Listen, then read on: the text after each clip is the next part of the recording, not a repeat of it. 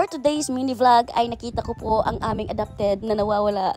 Andito lang pala sa Palawan. Syempre bago kami pumunta ng Arasasan, Cagaguay, Surigao del Sur, kompleto talaga dyan, no? Kumain muna kami ng agahan with Argentina, with itlog, with coffee, with love. Kasama ko nga po pala ang Queen Marites of Bitaugan East with all the evidence, with all the full details, kaya hindi siya magkakamali sa kanyang chika-chika. Dahil andito na tayo sa mga chika-chika, may isi-share ako sa inyo kung ano ang aking mga natutunan sa life. Okay, let's talk about diskarte. Kung kaya lang natin dumiskarte during our high school days, college days, let's practice ourselves how to earn money. Kung pwede, let's motivate ourselves na without asking money, without asking help from our parents. If kaya lang naman, and it depends kung anong decision ng yung parents, kasi it's our own good din naman na parang pinapractice natin yung sarili. Paano tayo kumita ng pera? Nakapagtapos ka pa ng pag-aaral, magaling ka pa dumiskarte, it's very good combination, uy. Sabi naman ng iba dyan, mag-farm na lang, uy, magandang diskarte yan. That's what we call diskarte, kasi pag nakapagtapos ka ng pag-aaral, magagamit mo yun sa ibang bansa,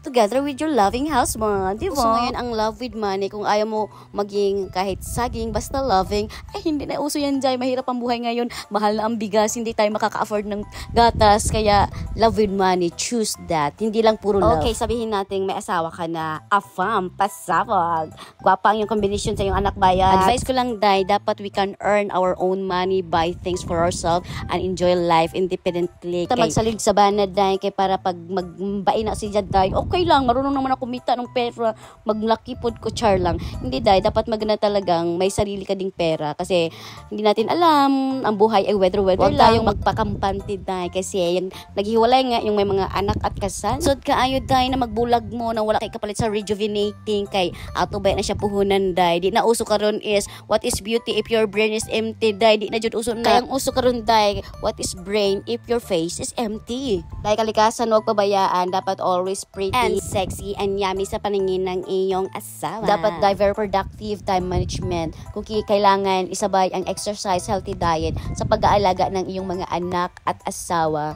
please do it. Maintain ang imo sexy body figure out, yung daghan. And of course, our pretty face, kasi yan lang ang ating puhunan sa atong diskarte. Hi, thank you for watching, Katongka.